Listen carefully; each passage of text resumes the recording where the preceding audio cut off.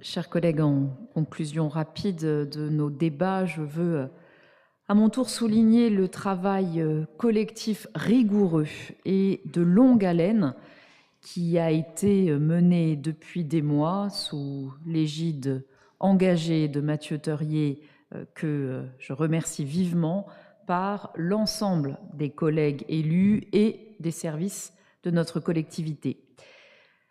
Chacun, je crois, mesure pleinement ce qu'ont été des semaines et des semaines à ne pas ménager nos efforts pour échanger, réfléchir ensemble et passer au peigne fin chaque euro dépensé, chaque euro investi lors des conférences budgétaires. Chers collègues, vous m'avez déjà entendu le dire ici et je crois pour autant qu'il est parfaitement indispensable de le répéter. Le dérapage budgétaire sans précédent de l'État a fait peser sur nos collectivités un poids considérable.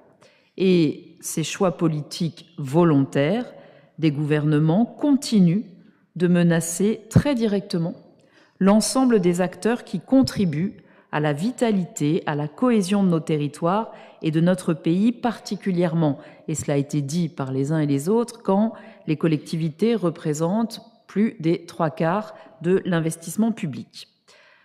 Un investissement qui permet de répondre à l'urgence climatique. C'est l'ambition qui nous anime, elle est claire.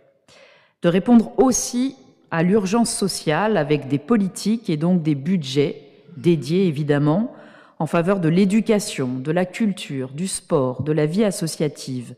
Des budgets pour renforcer les droits et redonner de la dignité autant que du bien vivre.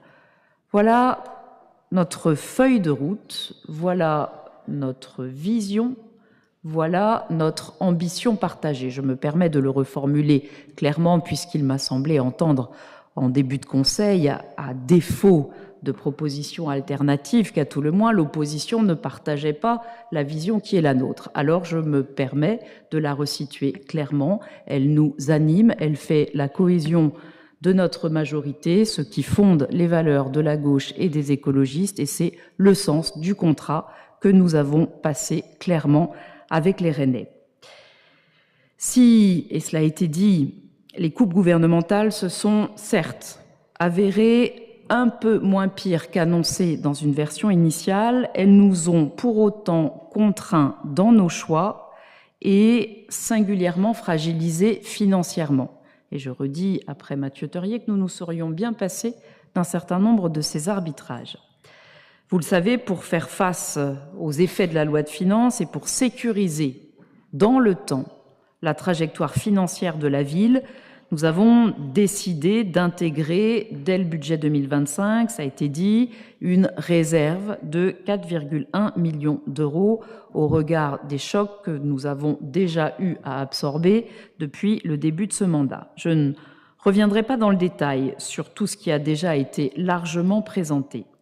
Je veux simplement souligner que tout au long de ce travail budgétaire, nous nous sommes fixés une priorité claire, quasiment une obsession même, celle d'impacter le moins possible nos services publics tout en préservant la capacité de la ville à investir.